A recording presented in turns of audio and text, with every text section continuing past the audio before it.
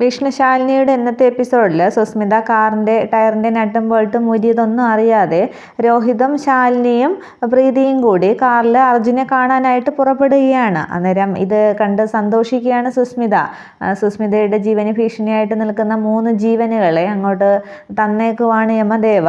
രസീത് ഇങ്ങോട്ട് തന്നേക്കണേ എന്നൊക്കെ പറഞ്ഞ് സുസ്മിത വല്ലാതെ അങ്ങ് സന്തോഷിച്ച് ചിരിക്കുന്നുണ്ട്. തുടർന്ന് കാണിക്കുന്നത് അർജുൻ്റെ വീടാണ്. അവിടെ മുകളിലത്തെ നിലയിൽ ആകെ ടെൻഷനോടുകൂടി അർജുൻ അങ്ങോട്ടും ഇങ്ങോട്ടൊക്കെ നടക്കുകയാണ്. ഈ സമയത്ത് ചിത്ര വന്ന് പറയുകയാണ് ഏട്ടനെ കാണാനായിട്ടുള്ള പെൺകുട്ടിയും വീട്ടുകാരും ഒക്കെ വന്നിട്ടുണ്ട്. ഏട്ടൻ സമ്മതിച്ചിട്ടാണ് അവരൊക്കെ വന്നിരിക്കുന്നത്. റോഷ്നി എന്നാണ് പെൺകുട്ടിയുടെ പേര്. നല്ല കുട്ടിയാണ് കാണാൻ. ഏട്ടൻ ഇപ്പോഴും ആ പ്രീതി ആലോചിച്ചുകൊണ്ട് നടക്കുകയാണ്. അവൾ നമ്മുടെ അമ്മയെ ജയിലിൽ കയറ്റിയവളാണ്. ഇനി അവളെക്കുറിച്ചുള്ള ചിന്തയൊന്നും വേണ്ട. ഏട്ടൻ പെട്ടെന്ന് താഴേക്ക് വന്നേന്ന് അർജുനെ ഒരുപാട് ബ്രെയിൻ വാഷ് ചെയ്തിട്ട് ചിത്ര അങ്ങ് താഴേക്ക് പോകുന്നുണ്ട്. ഇതേസമയം കാറിലിരുന്ന് ആകെ ടെൻഷനിലാണ് പ്രീതി. അർജുനേട്ടന് എന്നെ ഇഷ്ടമല്ലാത്തത് കൊണ്ടായിരിക്കും വിവാഹത്തിന് സമ്മതിച്ചത്. അർജുനേട്ടൻ വേറൊരു പെണ്ണിനൊപ്പം ജീവിക്കുന്നത് കാണാൻ ഈ പ്രീതി ഭൂമിയിൽ ഉണ്ടാകില്ല എന്നൊക്കെ പറഞ്ഞങ്ങ് കരയുകയാണ് പ്രീതി. അന്നേരം അങ്ങനെ പൊട്ട ബുദ്ധിയൊന്നും തോന്നരുത്, അർജുനേട്ടൻ ഇപ്പോഴും പ്രീതി ഇഷ്ടം തന്നെയാണ് എന്നൊക്കെ പറഞ്ഞ് ശാലിനി ഒരുവിധം ആശ്വസിപ്പിക്കുകയാണ് പ്രീതിയെ. തുടർന്ന് പെട്ടെന്ന് പോകാനായിട്ട് രോഹിത്തിനോട് ശാലിനി ആവശ്യപ്പെടുന്നുണ്ട്.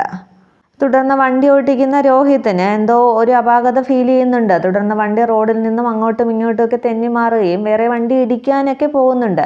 ഒരുവിധം ഒരു കാട്ടുവഴിയിലൂടെ പോകുമ്പോൾ ഒരു മരത്തിലേക്ക് ഇടിച്ച് വണ്ടി നിർത്തുകയാണ് രോഹിത്. അപ്പോൾ തന്നെ ആ ഫ്രണ്ട് ടയർ ഊരി അങ്ങ് തെറിച്ച് പോകുന്നുണ്ട്. വണ്ടിയിൽ നിന്ന് അങ്ങോട്ടും ഇങ്ങോട്ടും വീഴാനൊക്കെ ശാലിനിയും പ്രീതിക്കും ശ്രമിക്കുന്നുണ്ട്. പക്ഷേ അവർക്കൊന്നും ആപത്തൊന്നും പറ്റുന്നില്ല.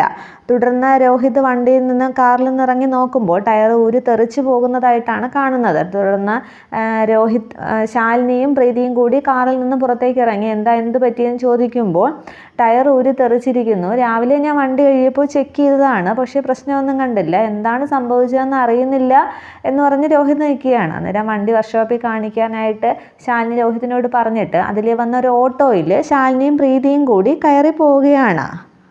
ഇതേസമയം അർജുൻ്റെ വീട്ടിൽ റോഷ്നിക്കും അച്ഛനും അമ്മയ്ക്കുമൊക്കെയുള്ള ചായ സൽക്കാരമൊക്കെ നടക്കുകയാണ്. അന്നേരം ഇവൻ്റെ ഇഷ്ടപ്രകാരമാണ് ആദ്യ വിവാഹം നടത്തിയത്. അതൊരു വാഴ കല്യാണമായിട്ട് കൂട്ടിയാൽ മതി.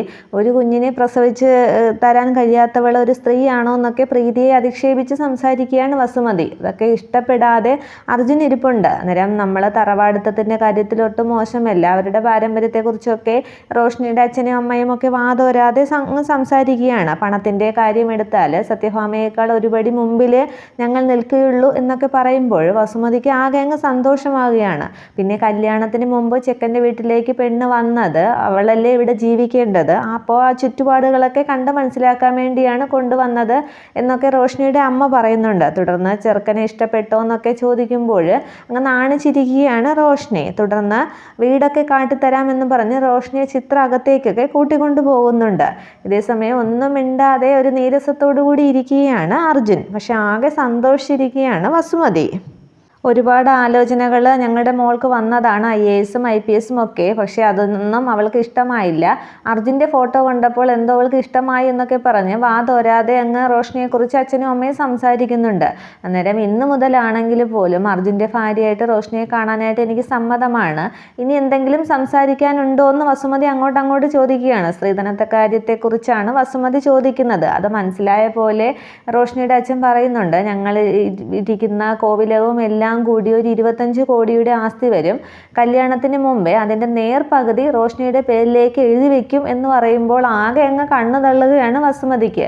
അന്നേരം വസുമതി ഓർക്കുന്നുണ്ട്, സത്യഭാമ അന്ന് പ്രീതിയുടെ സീമന്ത ചടങ്ങിൽ 1 കോടി രൂപ കൊടുക്കാമെന്ന് പറഞ്ഞത് ഒന്ന് ഓർത്തു പോവുകയാണ്. അതിൻ്റെ ഇരട്ടി കിട്ടുമെന്നാലുമ്പോൾ വസുമതിക്ക് ആകെ അങ്ങ് സന്തോഷമാവുകയാണ്.